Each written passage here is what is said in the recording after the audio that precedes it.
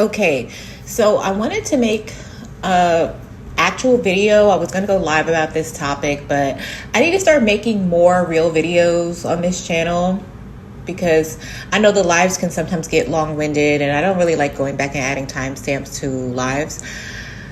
But life gets in the way and I get caught up with other projects. But this morning I was having thoughts about free will, the concept of free will, and how the idea that anybody can force you to do anything against your will would essentially go against anything that this realm is all about, because this present realm is governed by contracts and consent is required at all times. So no one can ever really truly force you to do anything. And in the event that you are forced to do something against your will, there's always some form of consequences experienced either by law, spiritual law, divine retribution, or actual law. You will end up paying for it in one way or another. Or if not you, then those around you will end up paying for that. So the reason I was thinking about this was because I was having a conversation on another site, another forum where we discuss conspiracy, spirituality, things like that. We're having conversations around the Epstein files as well as the ongoing conflict in Iran. And there was a conversation about something that occurred in Iran like 2 weeks ago that it appears to be this situation is what sparked the war that's now kicked off. And it was the people of Iran were having a rally, or they were celebrating the anniversary of their revolution. And during this little parade, they were marching through these statues of the ancient Canaanite deity Baal throughout the streets, and they were burning it. Now, for those that are unaware, the god Baal is supposed to be considered a dead god, or a god that is no longer being worshipped anymore. It's a god of the Old Testament in the Bible. It is a Semitic god, so it was a god that was created by Jews back in the day, but it's again supposed to be one that is no longer being actively worshipped or served. It's one of the many gods of the Old Testament, right? So the reason, obviously, the Iranian people were doing this was to point a finger at Israel as a sign of disrespect for one of their ancient gods. Now, Israel's prime minister ended up taking great offense to this display by the Iranian people, of them, parading this god through the streets of Iran and burning the statues in the streets. And Israel's prime minister actually came out and said that he considered that to be a declaration of war against them.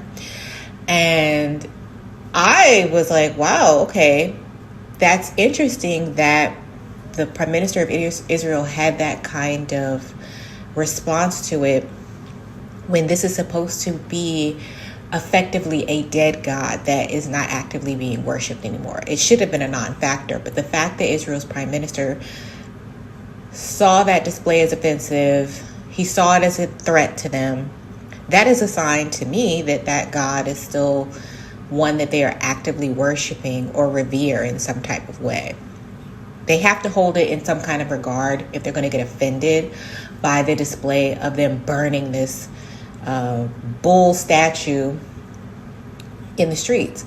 So I mentioned that in the thread that we were having this discussion in, and someone ended up responding to me and they were like, well, does that mean that Baal is the same god that the elites require people to worship and make sacrifices to in order to get into the industry? Like, in order for individuals to have success in the industry, are they forced to serve this god? And I was like, well, I don't really know how to answer that, because no, the elite isn't going to force anyone to do anything technically. And when people make it into the industry, that don't have any direct bloodlines to people already established within the industry and they experience immense success, as outsiders, it's usually because they're working with a divine spirit or deity that they have ancestral ties to that has nothing to do with who the elite already worship. The elite doesn't force them to worship the same gods they serve, because it would be like a fruitless endeavor. Who the gods that the elite serve only worship or answer to them. And that's something that I saw another creator on this app. I've referenced her before. Her name is Maria. She recently did a deep dive into this on her Patreon channel, where she went into depth about this specific subject. But when I was responding to this person, I was saying, the gods that the elite worship are only interested in them. So they wouldn't bother making a Beyonce type sacrifice a child to Baal in order to appease them, because Baal's not even going to receive that sacrifice as anything. He's not going to answer to Beyonce because she doesn't have any ancestral ties or connections to that god or deity. So he wouldn't even hear her. He wouldn't answer her. Nothing would happen. If anything, either nothing would happen or it would backfire, and maybe she'd end up losing one of her own children. But it would be pointless. So I said that, and then the person I was talking with, they came back and they said, but I don't understand, how can the elite be considered all powerful and they don't force you to do whatever they want? Why wouldn't they force you to worship their gods? And I mean, the person's questioning made sense from a logical point of view. From their point of view, it probably sounded logical, but what they weren't getting is that you or us as outsiders worshiping their god does nothing for the elite. Their god is for them. And they are well aware of how this realm works and how consent is ultimately required at all times. Even if you look at Jeffrey Epstein and the children that he was getting access to, the files were showing that a lot of times he was actually in contract or agreement with these kids' own parents. A lot of times he was getting to the children, or he was getting to the young women via their parents. Their parents were offering them up. And again, with this realm being one of consent being required, this is a realm in which underage children are not allowed to give consent. So their parents give consent on their behalf because their parents are seen as having ownership over them until they turn 18. At least in the West, that's how it works, right? And that's why many times, even when you see predators coming for children, they have to go through the parents. The parents have to give some type of consent or acknowledgement that they know what's going on behalf of the children. Even if the child does not want that, they don't want to be offered up to this predator, they end up getting their free will taken away because their parent has consented to them being allowed access to, because the parent is considered as having parental rights over the child, right? And so I was telling her, I was like, these people, the elite, they are aware of how things work. Even when these music artists, their careers are governed by contract. They're not forced to sign anything. But if they sign a contract, and should they choose to not accurately read them, they can wind up doing things within their career that they do not want to. But because they agreed to it, because they signed it via contract, they are then required to meet those terms. And then the artist might come back and be like, I didn't want to do it. But you signed the contract. You agreed to it. You gave your consent. So I explained that, and essentially how no one can force you to do anything. And afterward, I had the thought, I'm like, no one can possibly believe that free will exists in this realm if you believe that anyone can force you to do anything. No one can force you to do anything that you don't want to do. And people will come back and they will bring up things like work. They'll say, well, if you want to be able to afford life, you have to pay bills. We all have to work. We're all forced to work. And it's like, no, not necessarily, because you can be homeless. That is an option. Choosing homelessness is an option. I wouldn't advise it, but if you want to opt out of the game of life altogether, that's an option. You don't even technically have to be here. When people are like, I was brought here by force, you were brought here because your parents got into contract or agreement with one another. Even if it was a one-night stand, your parents got into contract with one another. There was an agreement made in the astral realm for you to incarnate into this lifetime. And I'm gonna do a separate video about contracts, because that's a whole other thing. And even still, with you being brought here against your will, quote unquote, you can always self-eject at any time. Again, not advising it, but at any time, that's always an option. No one is forced to do anything they don't want to do here. And in cases where you do see that, that is where law and order come into effect. Because in America, in the American judicial system specifically, things like child essay, rape, those things are taken seriously. Like those are seen as a sign of you being robbed of your free will, by you not being allowed to give consent, right? And really quick, I will say that when you look at countries, and I'm not going to go too much off on a tangent about that, but when you look at countries that are plagued with poverty and disease, and just poor infrastructure and governing and corruption, when you look into a lot of those countries, it is because they do not recognize these universal laws of contracts and consent in this realm, and they do not recognize free will. Those countries where children are allowed to be raped, people are allowed to rob, steal, kill, like basically just continuously like navigate life in a very like anarchist type of fashion, those countries always collectively suffer for years and years and years and years and years and years and years. So, but that's just a quick sidebar. But back to the American judicial system, the way it's governed is that it does recognize things that are considered to be against individual rights and free will. So robberies are also taken seriously too, right? Theft, those are taken seriously because if you go into a store and you decide that you don't want to pay for something and you decide that you want to take something out of that store without purchasing it, you're doing it without consent of the owners. The owners of the store aren't going to allow you to do that. The owners of that establishment are not going to allow you to do that. People, things may be given to you for free at times. Like you may be at a bar and they give you a free drink, a free shot. That's with consent, right? That's a mutual consent. That's the bartender deciding or taking ownership over putting their own job on the line, or even paying for that drink, allowing you to take that drink. They're giving consent. I was listening to this part back and I felt I need to insert a disclaimer here as it relates to the way in which our free will is exercised in this realm. Because I know someone could easily come back and say, oh, if someone goes and steals something, that's them just exercising their free will. If you exercising your free will is at the detriment of someone else, like what you are doing within your free will negatively impacts another individual or entity. You're using your free will to go and take something by force, negating someone else's free will or an entity's free will. You're going against that.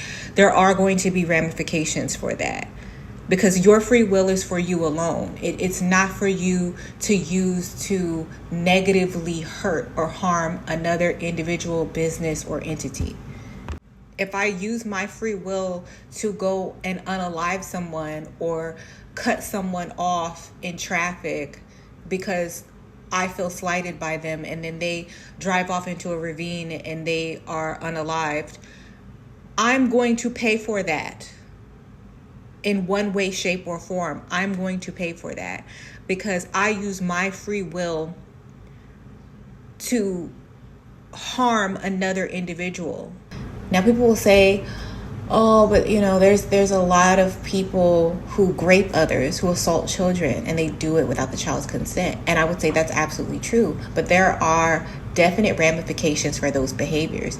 Even if the court of law does not actively reprimand that person for assaulting that child without their consent, our society still deems that act as deplorable. Our society, at least in the West, still deems that kind of behavior as the lowest of the low. Disgusting, deplorable. And a lot of times you'll find that individuals who live their life doing and taking things without consent, they do not tend to live good lives on average. And they're usually plagued by some form of disease, mental illness, poverty. And they go on to live these really horrible lives. So even if they don't necessarily get away with it, they don't necessarily, get locked away in jail, they still end up paying for it in one way, shape, or another.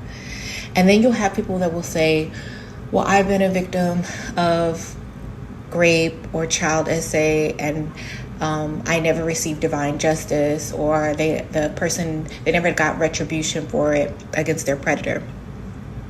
The person that preyed on them, to their knowledge, never paid for what they did, even though they took something without consent. And I will say that there are other instances in this realm that I've noticed where a lot of karmic debt gets transferred by having someone else absolve you of your crimes, right? We see this a lot in families where there are known predators that exist and they prey on individual children, young girls, young boys, in the family, and the family members will be well aware of it. Like, they will be well aware that this person exists and that they're assaulting the kids in the family without their consent. They're sleeping with the young girls and the young boys without their consent. They're taking it by force, right?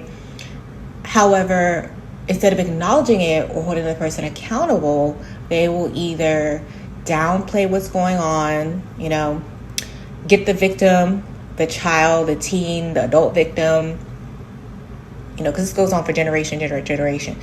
They will get into their heads and convince them, I know so-and-so did this, but we need to give them the opportunity to have forgiveness, and because they've gone to the Lord and they've confessed their crimes to the Lord, so they're forgiven, and now it's time for you to forgive. And when you forgive something, you absorb that debt. When you forgive something, you absorb the debt of the person's bad actions towards you, and you take it on yourself, and you become responsible for that debt. It's very similar to the banking process. When you take out a loan and you're unable to pay that loan back, and you go to the bank and you say, I can't pay it, I can't afford it. If that bank was to choose to forgive you of that loan, that means that loan gets taken off your plate. They take that loan off of your record, right?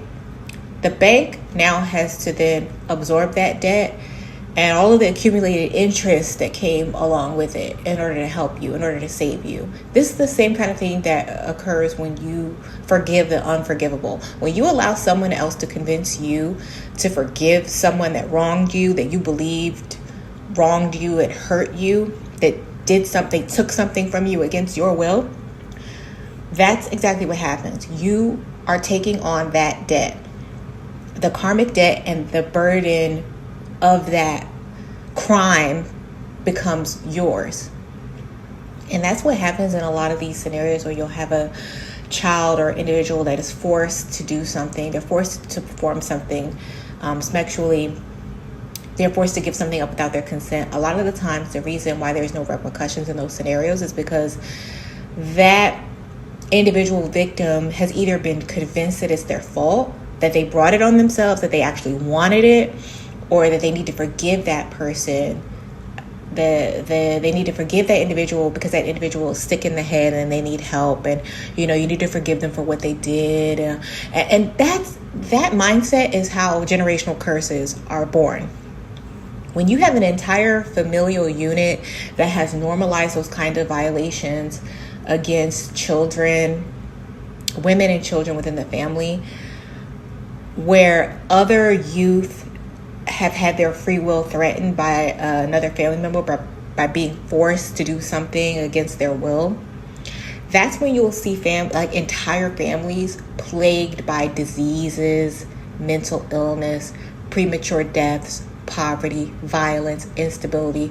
It's all because they refuse to hold the predators in their family accountable. Instead, they end up covering for them and absorbing all of that spiritual karmic debt. Now, in other scenarios, you may have, families where they, hey mom, hey dad, usually it's mom, but the uncle so-and-so touched me, cousin so-and-so touched me, auntie so-and-so made me go down on her. And I'm not trying to be graphic, but I just trying to set the scene. Then if that parent in that scenario takes it upon themselves to get the retribution for themselves and go unalive that individual. I just saw a case the other day about a woman who found out her then husband at the time, had been touching their daughter. That woman was just released from prison, I think it was last week, because she killed him after she found out.